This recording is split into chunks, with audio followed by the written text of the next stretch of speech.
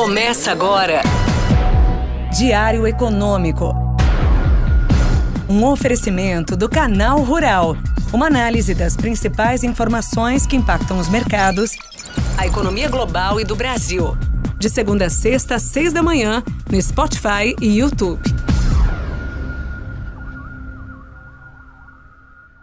Fala pessoal, bom dia! Meu nome é Igor Cadilhac, economista aqui do PicPay, e sejam bem-vindos ao seu Diário Econômico. Hoje é quinta-feira, dia 3 de outubro de 2024.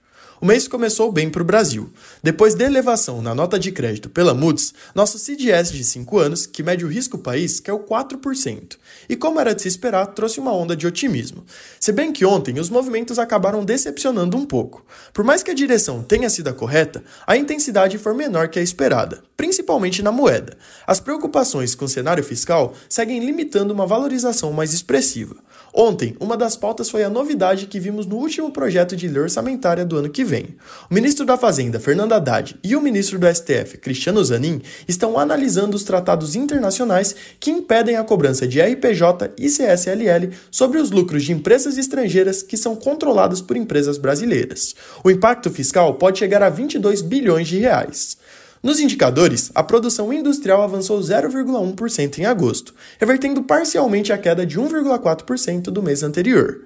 Apesar do resultado positivo na margem, a composição veio homogênea e negativa, com 18 das 25 atividades mostrando contração. Por outro lado, a tendência para o restante do ano é positiva, e quando olhamos para o passado, vivemos o melhor momento em anos. Juntando tudo, no fim do dia os DIs fecharam em queda, enquanto o real e o Ibovespa valorizaram, a composição ideal.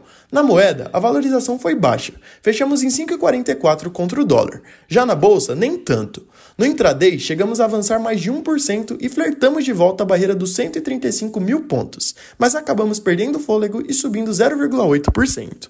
No exterior, em dia de agenda esvaziada e ainda sob o aumento das tensões no Oriente Médio, os investidores seguiram cautelosos. As bolsas de Nova York fecharam de lado, mas com uma leve alta, e o petróleo também. Depois da forte alta no último pregão, no começo do dia a commodity até chegou a subir mais de 2% com o conflito. Mas esse movimento foi limitado pelo maior estoque dos Estados Unidos e pelo plano da OPEP aumentar gradualmente sua produção em dezembro. E aqui teve até ameaça que, se isso não for cumprido, a Arábia Saudita pode derrubar o preço até $50 o barril. Nos indicadores, o destaque foi para o relatório de emprego do setor privado dos Estados Unidos. O ADP mostrou que as empresas criaram 143 mil vagas em setembro, acima dos 120 mil esperados e dos 103 mil de agosto.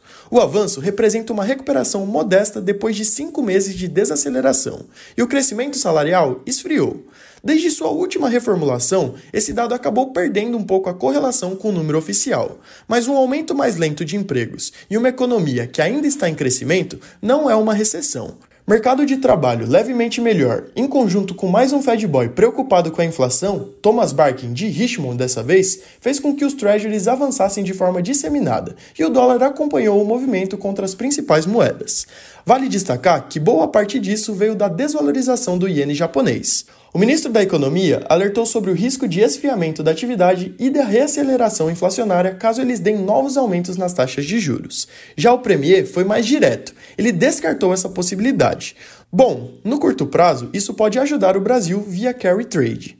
Para hoje, a agenda é movimentada. No Brasil, o Tesouro vai divulgar o resultado primário do governo de agosto. Com os gastos extraordinários do Rio Grande do Sul, devemos ter um déficit de 22 bilhões de reais, mesmo com a receita líquida mostrando um crescimento real importante. Nos Estados Unidos, teremos PMIs prévios e ISM de serviços, todos referentes a setembro e com a expectativa de mostrar uma nova aceleração.